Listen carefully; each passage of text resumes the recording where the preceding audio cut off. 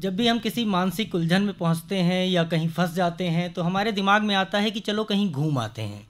कहीं घूमना हमें अपने मानसिक बंधनों से, अपने दायरे से मुक्त करता ही है और साथ में हमें नई सारी चीज़ें भी सिखाता है। इसे पर्यटन भी कह सकते हैं। और घूमने को हम कई तरह के शब्दों से अपनी लोकल लैंग्वेज में भी घुमक्कड़ी कहते हैं, कभी तफरीह करना कहते हैं, कुछ भी कह सकते हैं, लेकिन इसे जो आधिकारिक नाम दिया गया है वो है पर्यटन। पर्यटन किस तरीके से चीज़ों को बदलता है ये हम जानते हैं।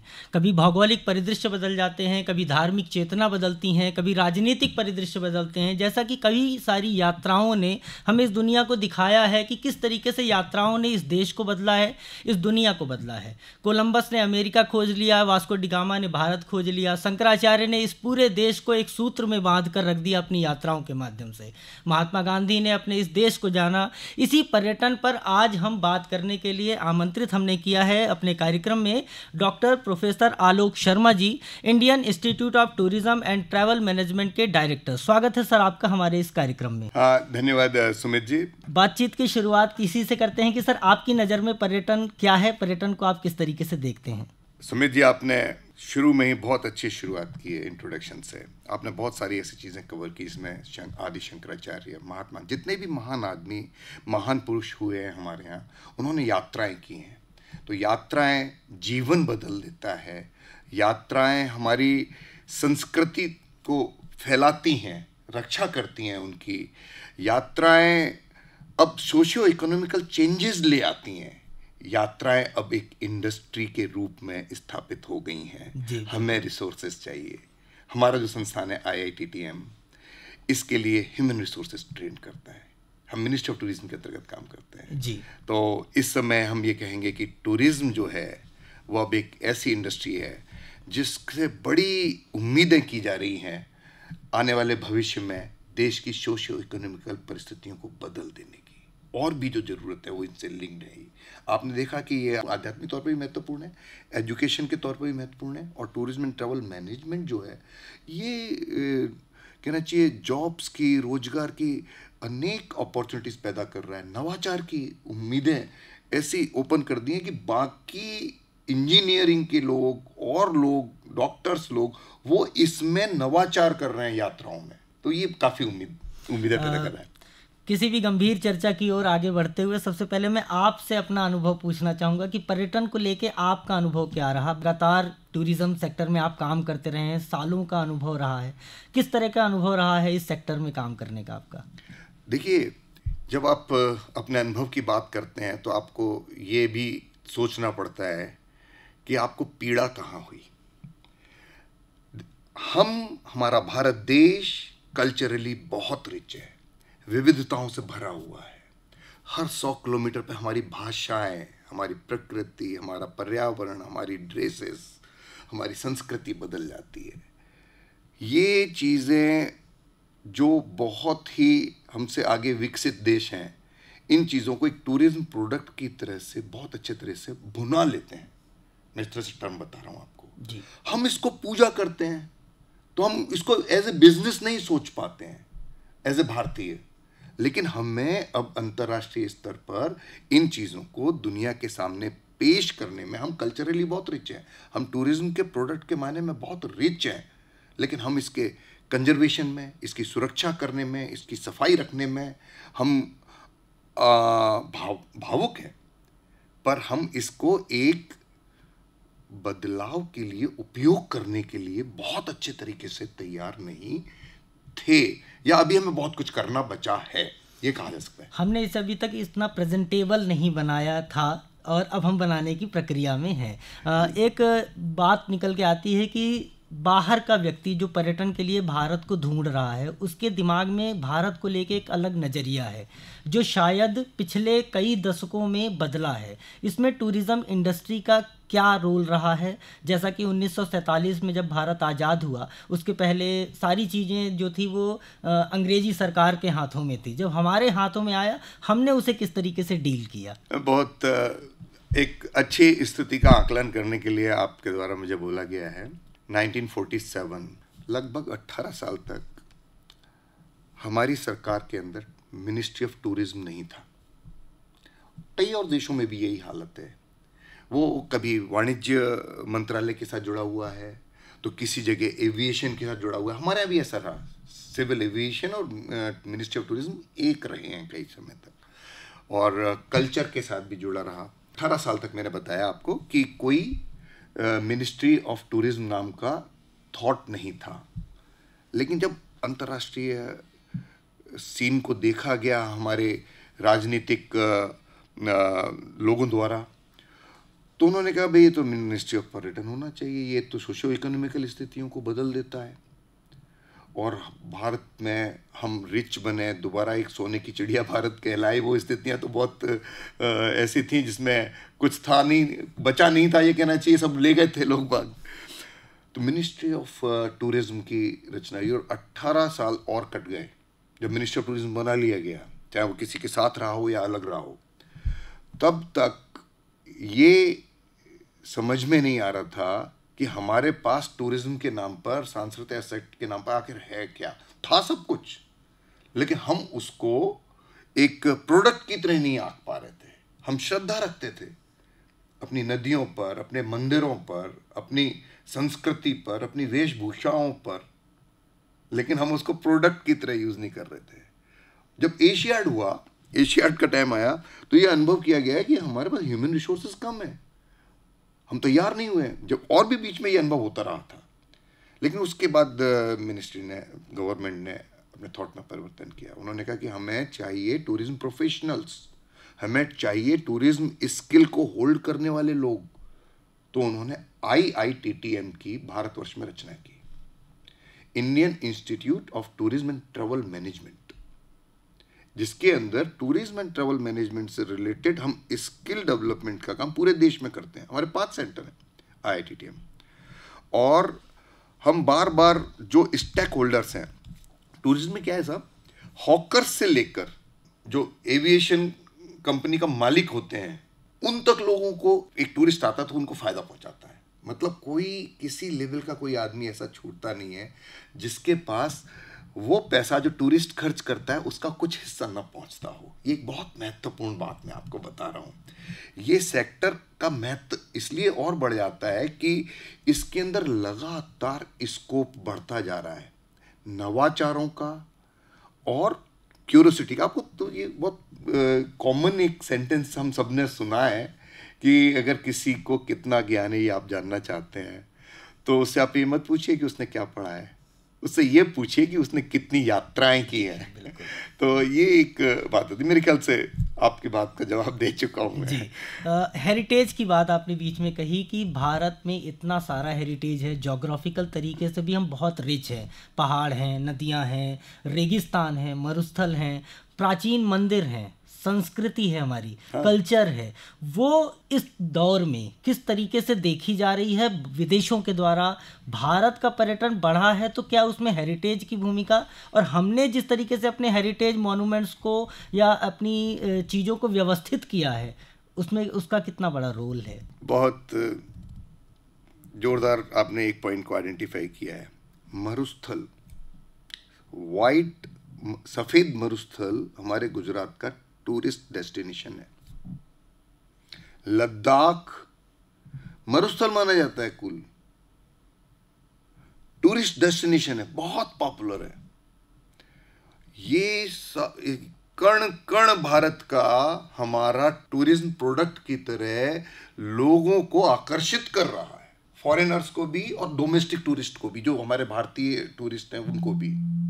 और ये स्थिति बहुत तेजी के साथ, बहुत अच्छी गति के साथ ये आगे बढ़ रही है। देखिए, मैं, हो सकता है आपको आगे प्रश्न इस पर करना भी हो, लेकिन मैं पहले रेफर करना चाहूँगा।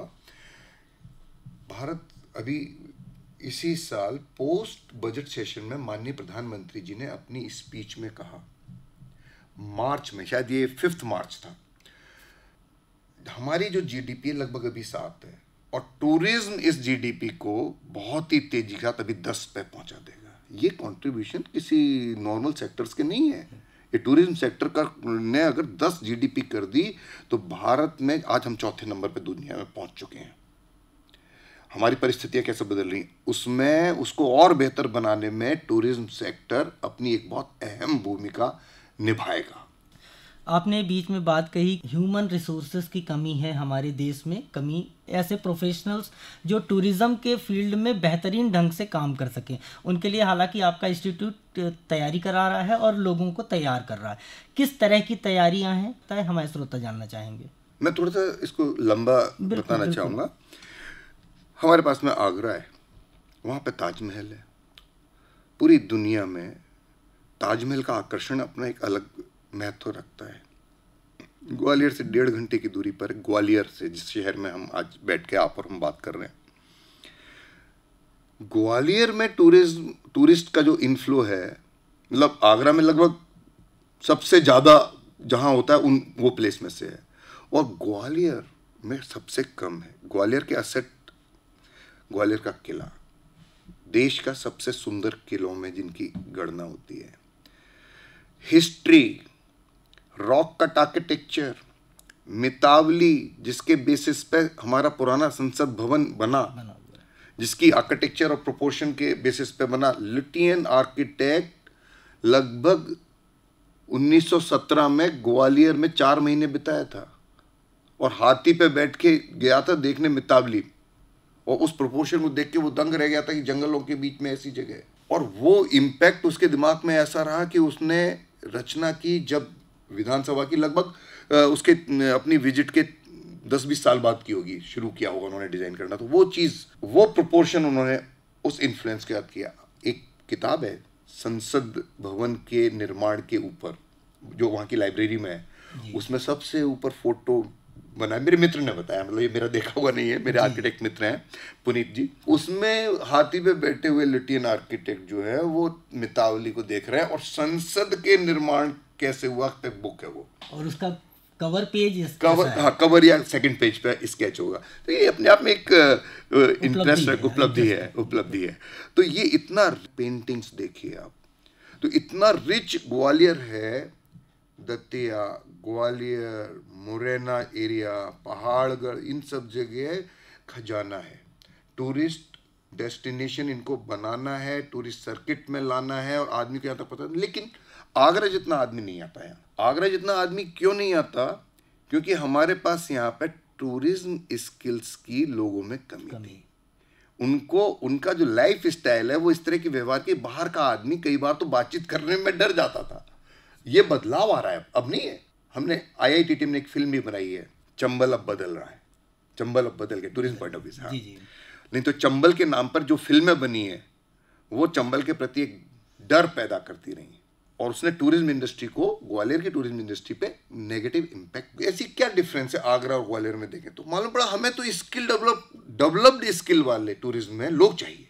हमें ह्यूमन रिसोर्सेज चाहिए जो बातचीत करना जाने टूरिस्ट के साथ, फॉरेन टूरिस्ट के साथ, उनकी भाषाओं को सीखें, उनका स्वागत करना सीखें, उनको मुस्कुराहट उनके प्रति देना सीखें। और ये तो बेसिक स्किल्स हैं ही, और भी इन स्किल्स को भारत के हित में डेवलप करना, तो यहाँ के रोजगार को और सोशो इकोनॉमिकल कंडीशंस को वो बदलाव ला देगा। ये ट्रेनिंग अलग अलग जगह क्या पोटेंशियल है और टूरिज्म पोटेंशियल क्या है, और वहाँ पे किस तरह के ह्यूमन रिसोर्सेज को ट्रेन किया जाना चाहिए, ये IITTM यानी Indian institute of tourism and travel management ये सिखाता है। और ये एक बहुत अच्छी अपॉर्चुनिटी है युवाओं के लिए जो इसमें आके सीखना चाहिए, क्योंकि ये GDP में चेंज लाने वाला है। केवल प्रधानमंत्री जी का ये जो डाटा है, मतलब देश के सबसे स्किल्ड लोग इस पे एक्सरसाइज करके आउटपुट दे रहे हैं, वो बैकग्राउंड है। और ये चीज़ हमारे युवाओं को समझना चाहिए कि अब उन्हें किस ओर मुड़ना है, अब उन्हें टूरिज्म एजुकेशन की ओर मुड़ना चाहिए। देश को बहुत ज़्यादा लोगों की ज़रूरत है टूरिज्म में, नवाचारों की ज़रूरत है, स्टार्टअप्स की ज़रूरत है। ये स्टार्टअप्स केवल टूरिज्म की पढ़ाई किए हुए लोग ही नहीं कर रहे हैं। अभी जो है ये जो कंप्यूटर साइंस किए हुए टॉप मोस्ट बच्चे हैं वो टूरिज्म सेक्टर में नवाचार कर रहे हैं, क्योंकि यहां पे स्कोप है और उनके पास स्किल है। तो अपने स्किल और इस चीज को जोड़कर नवाचार कर रहे हैं, एक नया अपॉर्चुनिटी क्रिएट कर रहे हैं लोगों के लिए, रोजगार की भी, और अपने देश के एक इंडस्ट्री को फ्लरिश करने की भी, आगे बढ़ाने की भी। तो ये स्थितियां बन रही हैं। और ये कोई मैं अतिशयोक्ति नहीं कर रहा हूँ टूरिज्म के बारे में। टूरिज्म इसमें हमारी और आपकी चर्चा में जितना हम इसकी तारीफ कर रहे हैं, ये उससे आगे जाने वाला। दो तरह की बिंदु सामने आए कि हेरिटेज इतना सारा है हमारे पास। एक अकेले ग्वालियर को लेके आपने एक बड़ा अच्छा पॉइंट ऑफ व्यू रखा कि इतनी सारी जगहें देखने लायक हैं, लेकिन लोग आगरा की तरफ ज़्यादा जा रहे हैं, ग्वालियर फिर भी लोग पहुंच नहीं पा रहे थे उस स्तर पे। उसका कारण हमारा ह्यूमन मैनेजमेंट है, ह्यूमन रिसोर्स की कमी भी है। हम सिटी इमेज भी बोलेंगे, सिटी इमेज भी है, सिटी इमेज बिल्कुल है। मैं एक सवाल ये पूछना चाहता हूँ कि इस चीज़ को बदलने के लिए अगर कोई भी व्यक्ति चाहे कि हम पर्यटन के क्षेत्र पे काम करें, जैसा कि आपने बताया बहुत सारा स्कोप है, लगातार आईटी सेक्टर के लोग भी यहाँ पे आ रहे हैं, नए नए ऐप्स बन रहे हैं, होटल मैनेज के लोग भी इसमें जुड़ रहे हैं, और मतलब बहुत सारी चीज़ों को जोड़ने वाला क्षेत्र है पर्यटन। एक व्यक्ति अगर किसी भी कोर्स को ऑप्ट करना चाहता है, आपके इंस्टीट्यूट में आना चाहता है, प्रवेश, केवल पर्यटन के प्रति रुचि ही काम आ सकती है इसमें, या और भी कुछ चीज़ें आवश्यक है उसके लिए? नहीं, देखिए, युवा जब 12th कर रहा होता है तो उसके सामने बहुत सारे रास्ते होते हैं। ये इस स्थिति को कई ऐसे प्रोफेशनल्स हैं जो उनको गाइड करते हैं। कई बार वो उनके इंटरेस्ट अलग हो सकते हैं।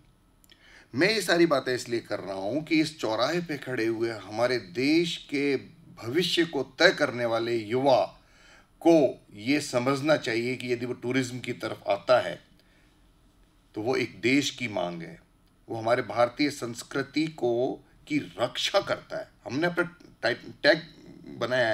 टैगलाइन बनाई है IITTM की, पर्यटन शिक्षा संस्कृति रक्षा। अदरवाइज पर्यटन शिक्षा को केवल बिजनेस के तौर पर हम समझ सकते थे, क्योंकि हम BBA और MBA कोर्स चला रहे हैं, master business administration and BBA, bachelors of business administration in tourism and allied subjects. तो ये जो स्थिति बच्चे के सामने उस चौराहे पे खड़े वाली बनती है। कंप्यूटर साइंस एक ऐसा सेक्टर है जिसकी तरफ बहुत जोरदार आकर्षण है, अथाह गहराइयाँ, नया काम आप टेबल पे बैठ के कर लो।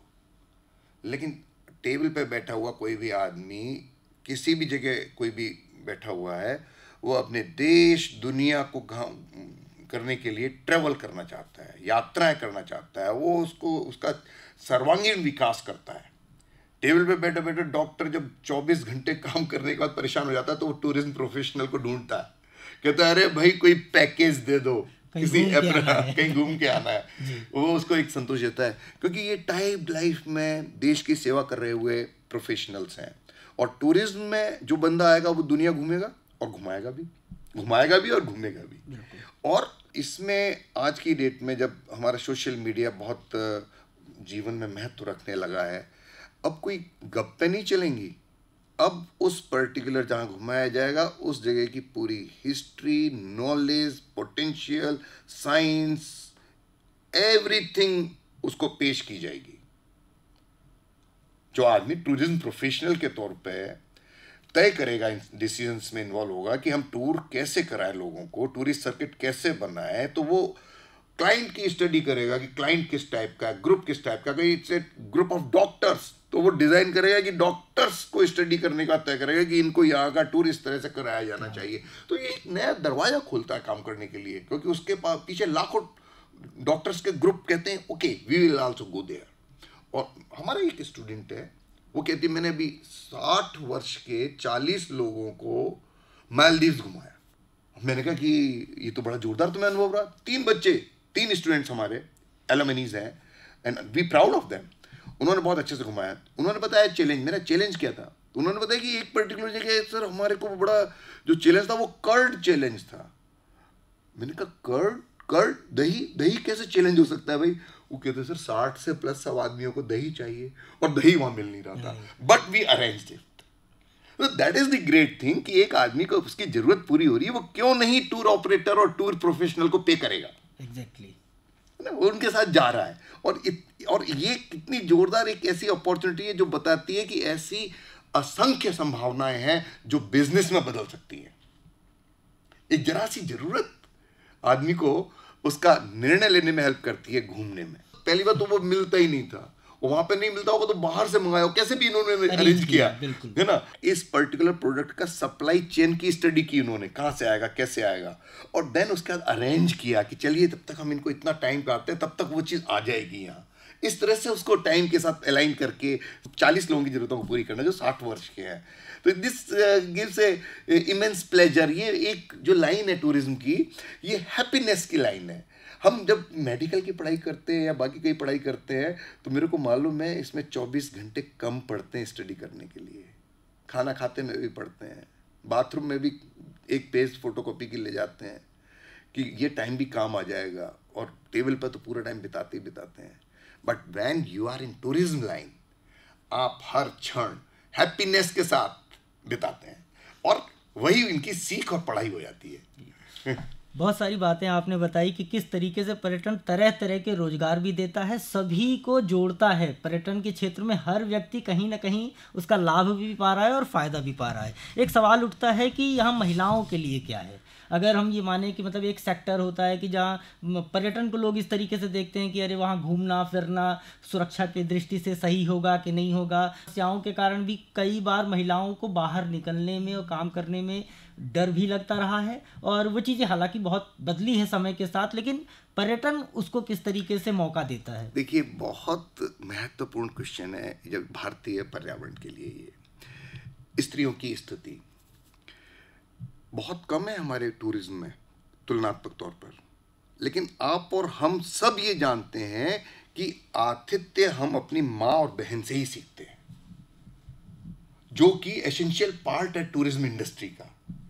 ये महिलाएं बनी ही टूरिज्म एंड हॉस्पिटैलिटी इंडस्ट्री के लिए हैं, और वो इतनी इसमें ट्रेन नहीं है। सारी बच्चियों को IITTM जैसे कॉलेजेस को ज्वाइन करना चाहिए। हम ऑनलाइन कोर्स भी कराते हैं कुछ जी, IITFC, IITG सीखना चाहिए, ज्वाइन करना चाहिए। और हमारे जो ये एक बात बता दूं कि ये ऑनलाइन कोर्सेज वगैरह की जानकारी आपकी वेबसाइट में उपलब्ध हो जाएगी। जी हाँ, जी हाँ। रनिंग कोर्सेज हैं IITTM के, वो MBA BBA तो हैं ही, इसके अलावा ऑनलाइन कोर्स में हम एक IITFC incredible India tourist facilitator certification course करते हैं। ये इसमें ministry of tourism government of India का सर्टिफिकेट मिलता है।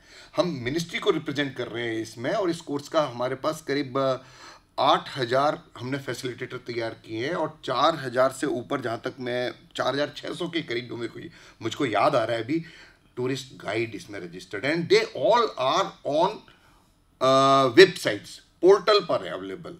अब आपको कहीं जाना है तो आप देश पोर्टल, DESS पोर्टल ढूंढिए, उसमें एक भारत का नक्शा ब्लू शेप में बिल्ला दिखेगा, क्लिक कीजिए, और जहां आपको जाना है वहां उस शहर पे जाके आप वहां के गाइड्स को ढूंढिए, आपको वो घुमा देंगे घर बैठे। इसका एक रजिस्ट्रेशन चार्ज है, वो शायद अभी हम कुछ टाइम तक लेंगे नहीं। इसमें कुछ डिसीजन अभी लगभग अभी हाल ही में हुए हैं, हमें डायरेक्शन मिला है, हम उसको इम्प्लीमेंट आज कल में ही कर रहे हैं। यानी कि ये कोर्सेस लोग ग्वालियर ना आकर कहीं शहर में भी, अपने किसी भी छोटे शहर में बैठ के कर सकते हैं। ये जी हाँ, ये छोटे छोटे स्किल डेवलपमेंट कोर्स हैं। बहुत सारे हमारे ऐसे रिसोर्सेज, ह्यूमन बीइंग्स और साथी रहते हैं जिनकी इच्छा कोर्स करने के लिए है, उनको एनवायरनमेंट नहीं मिल रहा, अप्रोच नहीं मिल रही, एक्सेसिबिलिटी नहीं मिल रही, पहुंच नहीं पा रहे हैं जो कॉलेज तक, वो ऑनलाइन बेसिक स्किल तय कर लें, सीखें। ये उनके लिए एक opportunity ministry of tourism government of India through IITTM दे रही है। इसको तो चूकना ही नहीं चाहिए। इसको अगर एक दुकानदार भी सीख लेगा तो वो अपने क्लाइंट से उसकी बिहेवियर करना उसका इंप्रूव हो जाएगा, क्योंकि हम टूरिस्ट से बात कैसे करनी है, आपको बिहेव कैसे करना है, ये सिखा रहे हैं, और बहुत सारी चीज़ों को इंक्लूड करके ये आपके जीवन को बदलता है। बिल्कुल, उनको एक माहौल क्रिएट करता है, उनके व्यापार में भी बहुत लाभदायक व्यापार में भी लाभदायक है। वो आपको बीच में टोक दिया तो वापस उसी क्वेश्चन पे आता हूँ कि महिलाओं के क्या रोल है। और राइट, मैंने उसको पूरा बता नहीं पाया। देखिए, जो हमारे टूरिज्म प्रोफेशन में जो गर्ल्स हैं वो तो अब बहुत एक्टिव होती चली जा रही हैं। MBA और BBA में we are getting good number of girls जो हमारे इस कोर्स को कर रही हैं, एंड हमारे पर्यटन मित्र, पर्यटन दीदी जैसे मिनिस्ट्री ऑफ टूरिज्म के कोर्स हैं, वो हमारी शॉर्ट टर्म ट्रेनिंग्स हैं, हम उनको भी करा रहे हैं जिसमें महिलाओं की भागीदारी है। IITFC के कोर्स में गर्ल्स के लिए फीस आधी है बॉयज़ के मेल्स के कंपैरिजन में। हम इनको एज ए रिसोर्स डेवलप करना चाहते हैं, ये अपॉर्चुनिटी हमने तैयार की, ये बताती है कि मिनिस्ट्री ऑफ टूरिज्म कितनी इच्छुक है महिलाओं को आगे ले जाने के लिए, और हम टूल हैं, हम भी अपने लेवल पर उन आदेशों को, उस कॉन्सेप्ट्स को इम्प्लीमेंट करने के लिए अपने एफर्ट कर रहे हैं। महिलाओं को आगे आना चाहिए। मिनिस्ट्री ऑफ टूरिज्म, या कहना चाहिए टूरिज्म इंडस्ट्री उनका इंतजार कर रही है। ये इंडस्ट्री, ये टूरिज्म एनवायरनमेंट उनके लिए है, और वो ज़्यादा सूटेबल है इस इंडस्ट्री के लिए, क्योंकि उन्हें घर में उन्होंने आतिथ्य सीखा है, व्यवहार सीखा है, सलीके सीखे हैं जो चाहिए इस इंडस्ट्री की। अगर उन एस्पेक्ट्स को ढूंढें कि जैसे मोस्टली लोग ये सोचते हैं कि टूरिज़्म या ट्रैवल मैनेजमेंट में जब भी हम कोई जॉब करते हैं तभी हमको रोज़गार मिलेगा, या होटल इंडस्ट्री से जुड़ेंगे या किसी वेबसाइट से जुड़ेंगे तभी हमको रोज़गार मिलेगा। आप किस तरीके से एस्पेक्ट्स देखते हैं कि लोगों को अपने शहर में, अपनी जगह पे किस तरीके से रोज़गार ट्रैवल और टूरिज़्म मैनेजमेंट के बाद मिल सकता है, या इस क्षेत्र से जुड़ने पे मिल सकता है? टूरिस्ट जब किसी शहर में पहुंचता है तो डोमेस्टिक टूरिस्ट भी एक अच्छा खासा बजट बना के बाहर निकलता है। वो बजट अपने डेस्टिनेशन पे वो खर्च करता है, चाहे वो किसी भी तरीके से ट्रेवल करे, जहाँ जहाँ रुकेगा, जहाँ जहाँ चलेगा, उसका पैसा जहाँ जहाँ खर्च होगा, वो अलग अलग लेवल के ह्यूमन रिसोर्सेज में वो बंटता है। कश्मीर में आदमी जो उतरता है फ्लाइट से, वो कम से कम 30,000 रुपये पर डे तक खर्च करता है। 80 फ्लाइट जाती है वहाँ, 300 एवरेज आदमी बैठता है वहाँ। बिल्कुल कैलकुलेट करेंगे तो मालूम पड़ेगा कि इतने 100 करोड़ रुपया पर डे वो वहाँ ड्रॉप करके आते हैं। मतलब एक ह्यूज अमाउंट कैलकुलेट किया जा सकता है। ये वहाँ की सोशो इकोनॉमिकल स्थितियाँ बदलेगा ही। आज की डेट में अगर ये पैसा ड्रेन आउट सही जगह पहुँच रहा है डेवलपमेंट में लोगों के पास, तो वहाँ का आदमी देखेगा कि ओह, ये वो सेक्टर है जो हमारी जिंदगियाँ बदल रहा है, हमारे बच्चों की पढ़ाई के काम में आ रहा है। तो ये हर जगह की स्थिति है। हर जगह हमारे यहाँ पोटेंशियल है, हेरिटेज है, कल्चर है, हर जगह पोटेंशियल, हिस्ट्री है हमारे यहाँ बहुत पावरफुल, विरासतें हैं हमारे यहाँ। उनको कंजर्वेशन की ज़रूरत है तो कंजर्वेशन वालों को पैसा मिलेगा, उनको गाइड चाहिए तो गाइडों को मिलेगा, उनको एकोमोडेशन प्रोवाइड किया जाएगा तो होम स्टे एंड होटल्स, पूरी रेंज अवेलेबल है, किसी भी रेंज में आप ठहर जाइए। वो उनको एक अपॉर्चुनिटी मिलती है। घर घर में होम स्टे पैदा हो गए हैं, बना लिए हैं, गवर्नमेंट ने बहुत प्रमोट किया है। हर आदमी अपने घर में 2 कमरे होम स्टे बना लेता है और महीने के 10, 20, 25 हज़ार रुपये कमाने का मिनिमम इंतजाम कर लेता है। मैं बहुत लोअर साइड बता रहा हूँ आपको, इट इज़ हायर साइड में लिमिट नहीं है, मैं लोएस्ट लेवल की बात कर रहा हूँ। तो छोटी छोटी जगह उन लोगों को इंफॉर्मेशन चाहिए, उनको कोई बता नहीं रहा। आप कार में बैठे हैं, आपका ड्राइवर IITFC का कोर्स किए हुए बैठा है, उसका टूरिज्म स्किल्स उसके डेवलप किए हुए हैं, वो यात्रा को बदल देगा आपकी। अदरवाइज उससे वो पूछेगा भाई ये क्या है, कहते ये कुछ नहीं है। ये न नदी के बारे में बता पाएगा, ना हेरिटेज बिल्डिंग के बारे में बता पाएगा, ना इतिहास के बारे में बता पाएगा।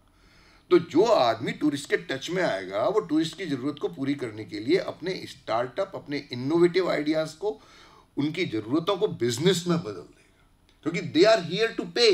क्योंकि टूरिस्ट आया है, खर्च भी करेगा और जिज्ञासाओं के साथ उसको जानकारी चाहिए, और उसकी अपनी ह्यूमन नीड्स है, उसको ठहरने के लिए जगह चाहिए, उसको खाना सूटेबल तरीके का चाहिए। कोई मिल्क प्रोडक्ट खाता है, कोई मिल्क प्रोडक्ट खाता ही नहीं है, किसी को केवल मिल्क प्रोडक्ट चाहिए। ये स्थितियाँ वैरायटी है, और उसके बगैर वो शहर में नहीं जा सकता। कहते हैं यार लद्दाख जाऊँगा, क्या यहाँ वो मिलेगा, क्या एकोमोडेशन ऐसा मिल जाएगा जो मेरे बॉडी को सूट करता है? बिल्कुल। तो वो ये ढूंढ रहा है। ये टूरिज्म प्रोफेशनल इस तरह के लोगों की कैटेगराइज कर लेते हैं। इतना आदमी जनरेट हो सकता है अगर हम इस तरह की फैसिलिटी देकर इसको एक स्टार्टअप, एक बिजनेस में बदलें तो। और ये टूरिज्म में आदमियों में कितनी वैरायटी है। बहुत बहुत धन्यवाद सर, आप हमारे स्टूडियो में आए। आपने बहुत सारी बातें की, पर्यटन को लेके बात की, पर्यटन में अवसरों को लेके बात की, पर्यटन के लिए किस तरीके से तैयार हुआ जा सकता है उसके लिए बात की, भारत सरकार किस तरीके की फैसिलिटीज अवेलेबल करा रही है और क्या क्या चीज़ें हैं पर्यटन में, ये सारी बातें आपने रखी है। बहुत बहुत धन्यवाद आपका। Thank you Sumit ji, thank you very much.